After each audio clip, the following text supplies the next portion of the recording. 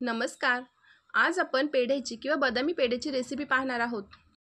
दरवर्षी दिवाळी आणि रक्षाबंधनला माव्यामध्ये खव्यामध्ये भेसळीच्या बातम्या येतच असतात.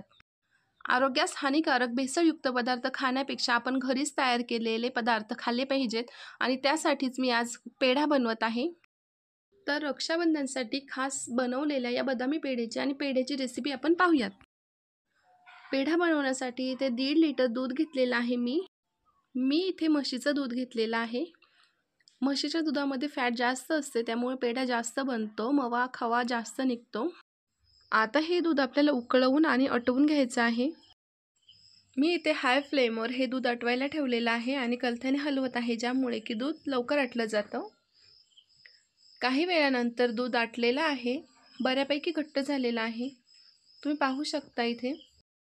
पेढा बनवणं खरं तर खूप सोपं असतं, पण त्यासाठी दूध आटवण्यासाठी बराच वेळ द्यावा लागतो. आता यामध्ये मी वेलची टाकलेली आहे. मिक्स करायचं आहे. शेवटी वेलची टाकल्यामुळे फ्लेवर छान येतो.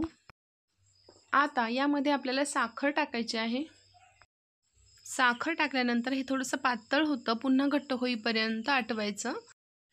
या स्टेजला हा खवा खाली लागतो, त्यामुळे तळाशी लागू नये म्हणून कडे एकतर जाड घ्यायची किंवा मग नॉनस्टिकची घ्यायची आणि हे कंटिन्युअसली कलथ्याने हलवत राहायचं, जेणेकरून खाली लागणार नाही. तुम्ही पाहू शकता आता व्यवस्थित घट्ट झालेलं आहे आणि हे गरम आहे. थंड झाल्यानंतर अजून जास्त घट्ट होतं, त्यामुळे फ्लेम बंद करायची आणि थंड करण्यासाठी ठेवून द्यायचे. मी हे दूध रात्री आटवलेलं होतं, त्यामुळे पॅनमधून काढून ह्या डब्यामध्ये सकाळपर्यंत हा खवा ठेवलेला होता. सकाळी पाहिल्यानंतर तुम्ही देखील पाहू शकता की किती घट्ट झालेला आहे. चमच्याने काढल्यानंतर समजतं की किती घट्ट आणि मस्त झालेला आहे. टेक्स्चर एकदम व्यवस्थित आलेलं आहे. तुम्ही पाहू शकता मस्त दाणेदार असा घरगुती किंवा घरी बनवलेला आपला खवा तयार झालेला आहे. आता आपण त्याचे पेढे बनवून घेऊयात.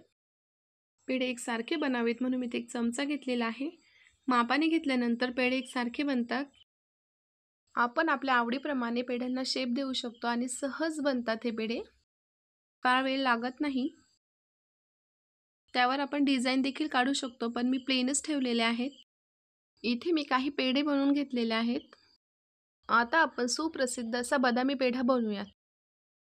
या बदामी पेढ्याचं वैशिष्ट्य म्हणजे तो आकाराने देखील बदामी असतो, म्हणजेच हार्ट शेपमध्ये असतो आणि दुसरं म्हणजे हा शुद्ध खव्याचा बनलेला असतो. आपण आता शुद्ध खव्याचा तर बनवलेला आहेच, पण त्याला बदामी आकार देऊयात, म्हणजे आपला बदामी पेढा तयार होतो.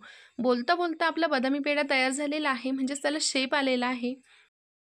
एकदम मस्त असा बदामी पेढा तयार झालेला आहे. आता आपले पेढे तर तयारच आहेत. आपण असेच खाऊ शकतो. खूप छान दिसतही आहेत आणि चवीलाही छान लागतात. पण मी थोडेसे पिठी साखरेमध्ये हे घोळून घेतलेले आहेत. आता मी थोडीशी बदामी पेढ्याची देखील सजावट करत आहे. हा बदामी पेढा असल्यामुळे मी याला बदामानेच सजावट करत आहे. थोडेसे बदामाचे काप टाकलेले आहेत वरून. फार काही करायचं नाही आहे, तो तसाही छानच दिसतोय आणि थोडेसे बदामाचे काप टाकल्यानंतर आता खूपच छान दिसत आहे. आता आपण पेढा पाहूयात.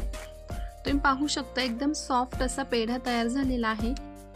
थोडे वेळ हवेवर ठेवल्यानंतर हे पेढे जास्त मस्त असे घट्टसर विकतच्या पेढ्यांसारखे बनतात. तुम्ही देखील सणांमध्ये असे पेढे घरी बनवून खाऊ शकता. आपल्या प्रियजनांना भेट देऊ शकता. तुम्हाला जर हा व्हिडिओ आवडला असेल तर व्हिडिओला कमेंट करा, लाईक करा, चॅनल सबस्क्राईब करा. धन्यवाद.